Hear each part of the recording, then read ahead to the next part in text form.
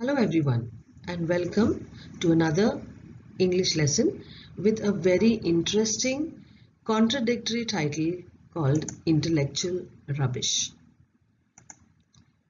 This lesson highlights the attitude of people, of human beings who are supposed to be very intellectual, intelligent, clever people, but they have an attitude which stops mankind from walking on the path of knowledge and wisdom.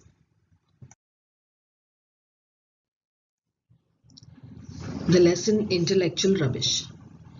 To avoid the various foolish opinions to which mankind are prone, no superhuman genius is required. A few simple rules will keep you not from all error, but from silly error. In this lesson, the author Bertrand Russell tells us that mankind or human beings are liable to or prone to foolish opinions. And to avoid this, we don't need to be geniuses. A few simple rules will keep us away not from all errors, not from all mistakes, but from silly mistakes. If the matter is one that can be settled by observation, make the observation yourself. Aristotle could have avoided the mistake of thinking that women have fewer teeth than men by the simple device of asking Mrs. Aristotle to keep her mouth open while he counted. He did not do so because he thought he knew. Thinking that you know when in fact you don't is a fatal mistake to which we are all prone. I believe myself that hedgehogs eat black beetles because I have been told that they do. But if I were writing a book on the habits of hedgehogs, I would not commit myself until I had seen one enjoying this unappetizing diet. Aristotle, however, was less cautious. Now, the author says if we can avoid silly mistakes by observation or by looking at something, we have to make the observation ourselves. He says Aristotle, who was a great philosopher, a very clever person, intellectual person, he could have avoided the simple mistake of thinking that women have fewer teeth than men. He could have used one simple device of asking his wife, Mrs. Aristotle, keep your mouth open and I will count your teeth. He didn't do so because he thought he knew. Someone told him that women have fewer teeth than men and he believed it. Now, if we think something without observing and without knowing it for a fact, it can be a deadly mistake. Now, the author says that he believes that hedgehogs, they are small animals having spines on their backs. They eat black beetles because someone told him. But he says, I would not write that in my book because I have to first check to see whether the hedgehogs like this unappetizing diet of black beetles. They are very unpleasant to eat. But he says Aristotle was less cautious or less careful. What erroneous notion did Aristotle have? What does his example convey to you? Erroneous notion meaning mistaken idea. Aristotle had the mistaken idea that women had fewer teeth than men. Now, his example conveys that we must be cautious and say things or write things only after we have made the observations ourselves. Many matters, however, are less easily brought to the test of experience. If, like most of mankind, you have passionate convictions on many such matters, there are ways in which you can make yourself aware of your own bias. If a contrary opinion to your own makes you angry, that is a sign that you are subconsciously aware of having no good reason for thinking as you do. If someone maintains that 2 and 2 are 5 or that Iceland is on the equator, you feel pity rather than anger. Unless you know so little of arithmetic or geography that his opinion shakes your own contrary conviction. The most savage controversies are those about matters as to which there is no good evidence either way. So whenever you find yourself getting angry about a difference of opinion, be on your guard. You will probably find on examination that your belief is going beyond what the evidence warrants. So the author continues to say, many matters that we face in daily life can be brought to the test of experience, that we had experience. Now, most human beings have very firm beliefs, passionate convictions on many matters. And there are ways in which we can make ourselves aware whether my bias or my partiality, towards a certain issue is right or wrong. So, if someone has an opinion or an idea contrary or different to your own, and that makes you angry, that anger is a sign that you are aware subconsciously of having no good reason. You have no good proof of thinking as you do. So, if someone says that 2 and 2 are 5, or they say Iceland, Iceland is ice, cannot be on the equator. So, but still if someone says that Iceland is on the equator, you should feel pity for that person, feel sorry for that person rather than anger, because he doesn't know. 2 and 2 is not 5. But you will feel pity for that person unless you yourself don't know. Your arithmetic or maths or geography is very, very little. Your knowledge about it is so little that, you do not know anything better. Okay. Now, the author continues to say the most savage controversies, fierce quarrels, very, terrible arguments are those about the matters where there is no proof on either side. Both the people are fighting. There is no proof. So whenever he says, caution yourself, be careful. Whenever you get angry about a difference of opinion, that is something, an idea which is different to your own, or an argument, be on your guard.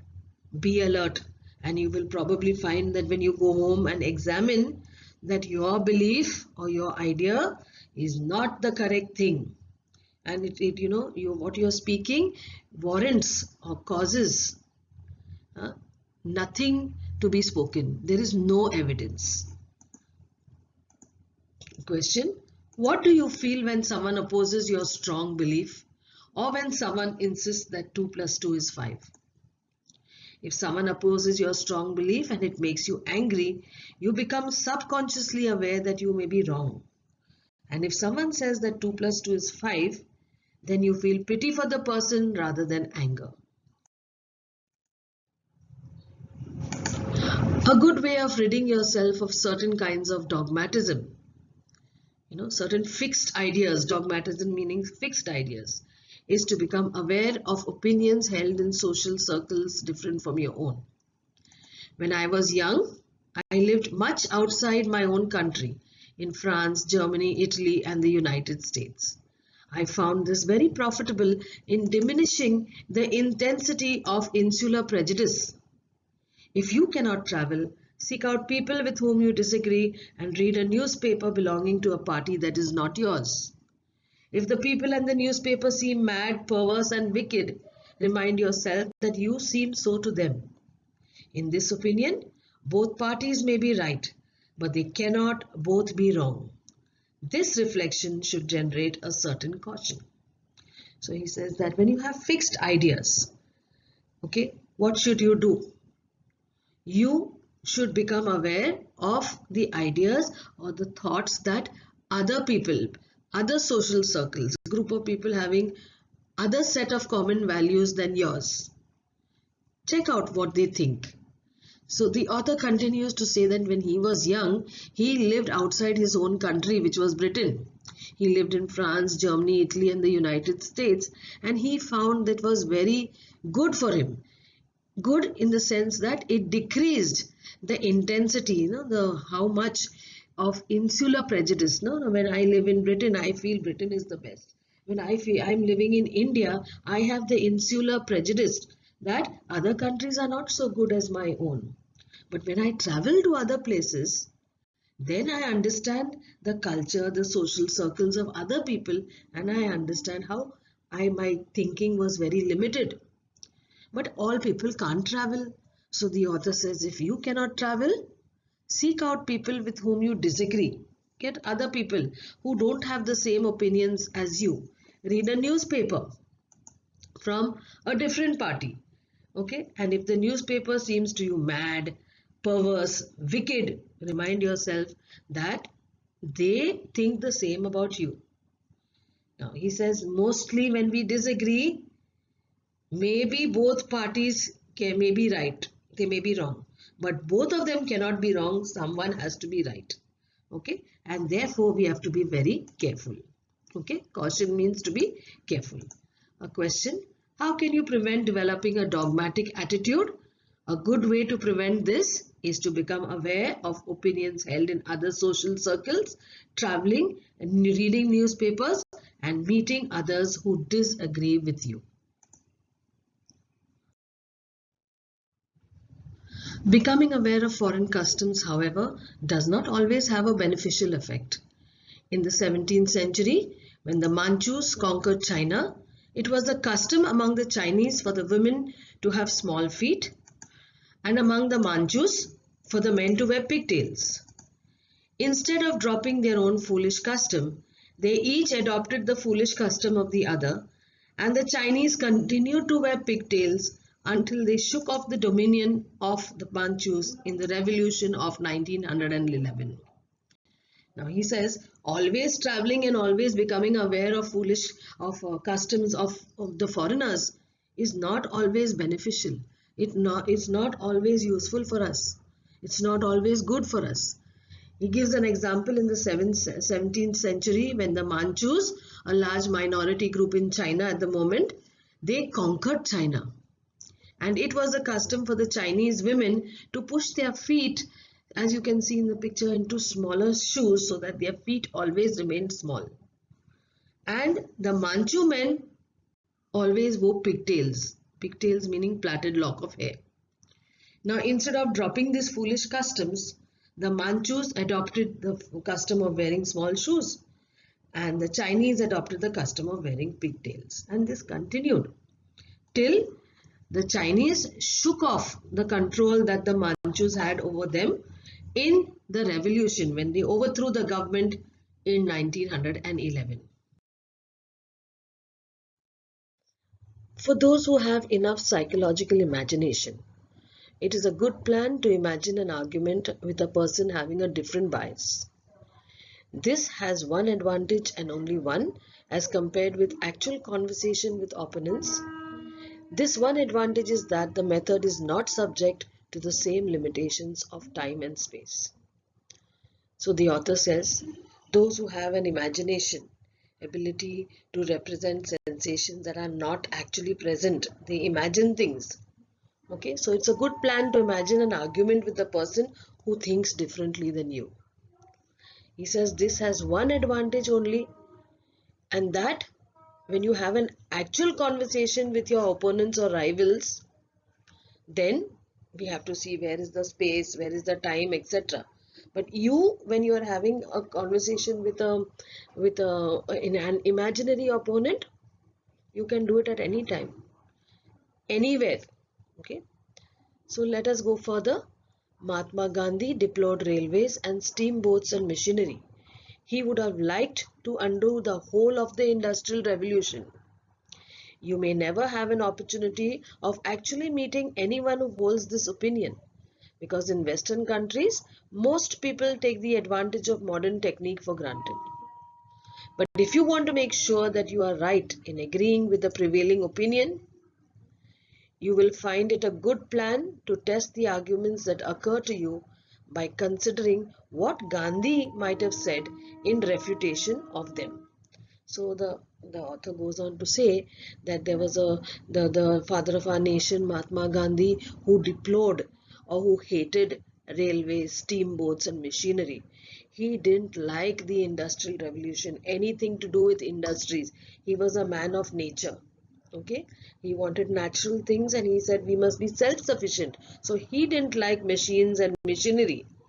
Now, the author also says that we may never have the opportunity of meeting anyone who doesn't like machines.